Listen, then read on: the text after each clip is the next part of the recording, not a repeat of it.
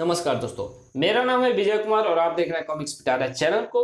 दोस्तों, हम लोग कॉमिक्स पढ़ रहे थे पिंटू, जो कि एंथोनी के कॉमिक्स है। इसका पहला और दूसरा पार्ट मैंने अपने चैनल पे अपलोड कर दिया है। पहले और दूसरे पार्ट में मैंने इस कॉमिक्स को 40 पेज तक कवर कर लिया था। अब इस पार्ट में इसके आगे की कहानी को शुरू करते हैं। हाँ, वो बच्चा है, इसलिए मैंने उसे पिंटू कहकर पुकारा। कौन? एंथोनी, भोर होने वाली है। हाँ, होने तो वाली है, मगर हो ही नहीं। धार! ओह! एंथोनी बीभत्स हत्यारा। हाँ, मैं इसे देख चुका हूं, लेकिन प्रिंस कोई आशंका व्यक्त करना चाहता था। नहीं नहीं प्रिंस, ये वो नहीं है। पिंटू तो 14 वर्ष का है। इसके होश में आने से पहले पुलिस को सूचना दे दो। अगर ये बचा होगा तो पुलिस आकर इसको गिरफ्तार कर देगी। ठीक है, मगर तुम कौन? Anthony, Anthony Gonsalves. Hello police. अगली रात वही कब्रिस्तान में मेरा पिंटू मिला। रॉकेट को भी अपने गंतव्य तक पहुंचने में कुछ तो समय लगता ही है। मुझे लगता है कि कहीं वो अपने किसी दोस्त के यहाँ ना जा छिपा हो। इसकी गुंजाइश नहीं है। क्यों? गुंजाइश क्यों नहीं है? तुम्हारी बातें सुनने के बाद इतना तो मैं समझ ही गया हूं कि तुम्हारा बेटा काफी चालाक भी है। हत्या के बाद भी वो अपने पकड़े जाने का कोई क्लू तक नहीं छोड़ता। वो ऐसी किसी भी जगह पर जाकर नहीं छुपेगा जहां उसको तुम्हारे या पुलिस के पहुंचने का लेस मात्र भी संदेह हो। वैसे कल रात से अब तक उसने कोई खूनी वारदात नहीं की है, वरना पता लग जाता। उसकी खामोशी तो और भी खतरनाक है। वो पता नहीं कब क्या कर डालेगा। कहीं पुलिस के हाथ लग गया तो? उफ, उसका पता जल्दी चलना चाहिए। मेरी बेचैनी बढ़ती जा रही है। पुलिस के हाथ लगेगा तो भी वो उसके साथ पेशेवर मुजरिम की तरह पेश नहीं आएंगे। वैसे मैं तुम्हारी जज्बातों को समझता हूं। हाँ, लेकिन मेरे चालों को नहीं। अरे! एंथोनी अचानक जड़ जैसा हो गया। ये तुमने क्या किया? कैसी माला है ये? मैं हिल भी नहीं पा रहा हूं। हाँ, तुम हिलोगे तो मैं तुम्हारी आत्मा को तुम्हारे शरीर से कैसे निकाल पाऊंगा?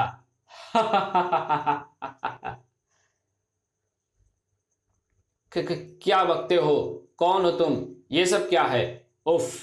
दरअसल अब तक मैं तुम्हें जो कहानी सुनाता रहा हूं वो बिल्कुल बिल्कुल ही झूठी झूठी और नकारा है।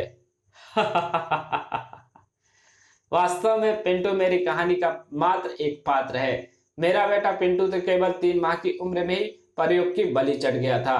पिंटू को पात्र बनाकर जो भी अपराध हकीकत को जामा पहनाने के लिए किए गए वो मैंने किए और फिर तुम्हें कहानी सुनाने पहुंच गया। असली पिंटू मैं हूं। तो फिर तुम अब तक अपनी असलियत मुझ पर क्यों जाहिर कर तो फिर अब तुम अब अपनी असलियत मुझ पर जाहिर क्यों कर रहे हो? उफ! क्योंकि अब मेरा काम पूरा हो गया है। तुम्हें बरगलाने के लिए पिंटू जैसी सशक्त कहानी सुनाने के पीछे मेरा उद्देश्य तुमसे मिलना और तुम्हारे जिस्म की कार्यप्रणाली जानने के बाद फिर तुमसे दोबारा मिलना था। मेरा मकसद पूरा हो गया। वास्तव में मैं पराविज्ञान का प्रोफेसर हूं। मैंने तुम्हारे बारे में कई बार पढ़ा था। तुम्हारे बारे में जानने की कई बार इच्छा हुई कि एक मुर्दा होकर तुम जिंदा कैसे हो। लेकिन तुम तक पहुंचना बड़ी टेढ़ी खीर थी। तुम तो क्षणिक ही दिखते हो और अधिकतर उन अपराधियों ने ही तुम्हें देखा है जिन्हें उनके जघन्य अपराध के कारण तुमने मौत के घाट उतार दिया। तुम्हारे बारे में जानने के लिए मुझे लंबे समय तक तुम्हारा साथ चाहिए था और उसके लिए पिंटू जैसी कहानी की जरूरत थी। अब मैं जान गया हूं कि सुबह से शाम तक तुम्हारा जिस्म एक कब्र में रहता है और आत्मा कहीं चली जाती है। फिर जब वो लौटती है तभी तुम कब्र से बाहर आते हो। ये पता लगाने के लिए मेरी सहायक आत्माओं ने मेरी मदद की है।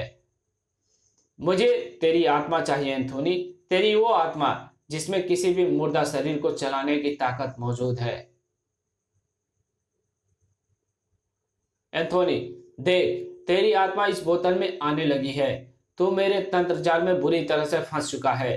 तेरा कौवा प्रिंस भी अब तेरी मदद को नहीं आ पाएगा।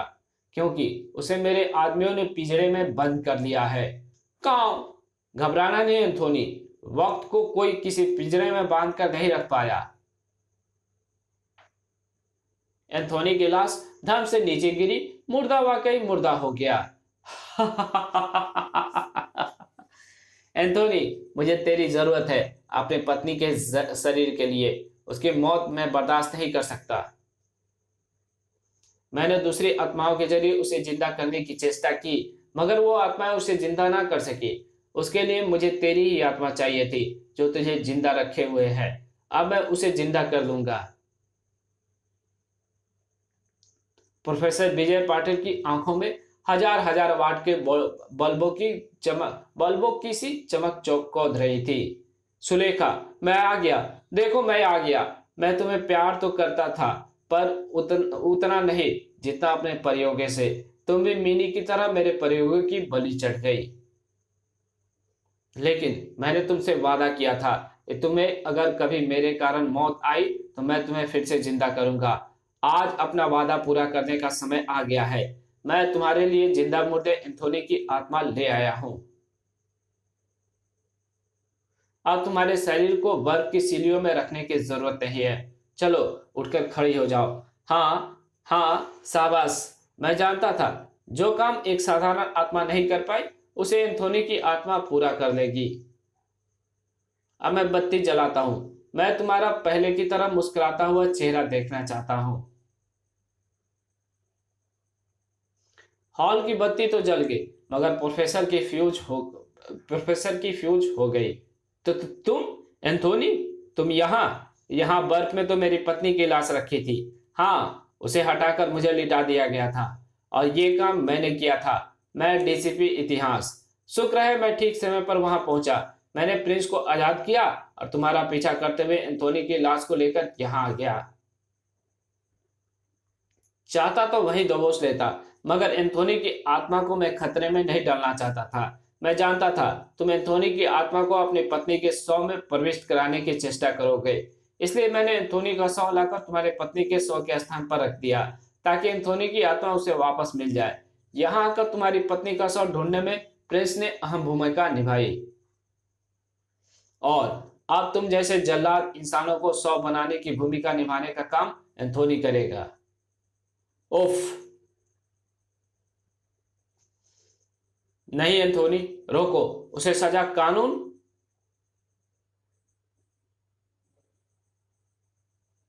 एंथोनी भी तो ऐसे दरिंदों के अंत के लिए ही जिंदा मुर्दा बना था।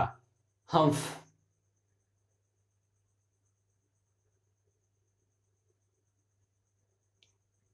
और फिर आज मुझे पता चला प्रिंस की भावनाएं एक ऐसा खतरनाक हथियार भी होती है जिसका वार खाली नहीं जाता।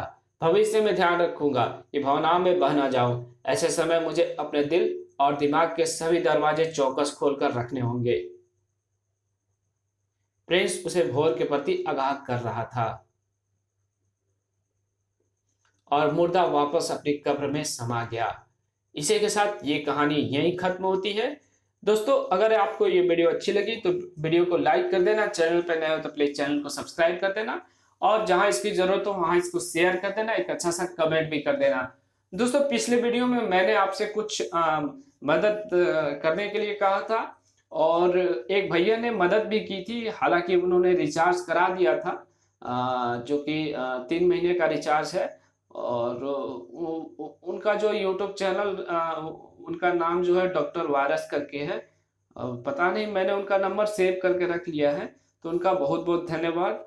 और अगर आप भी चाहें तो आप हमें सपोर्ट कर सकते हैं और डिस्क्रिप्शन में आपको डिटेल्स मिल जाएगी या आप कांटेक्ट कर सकते हैं। Thank you very much.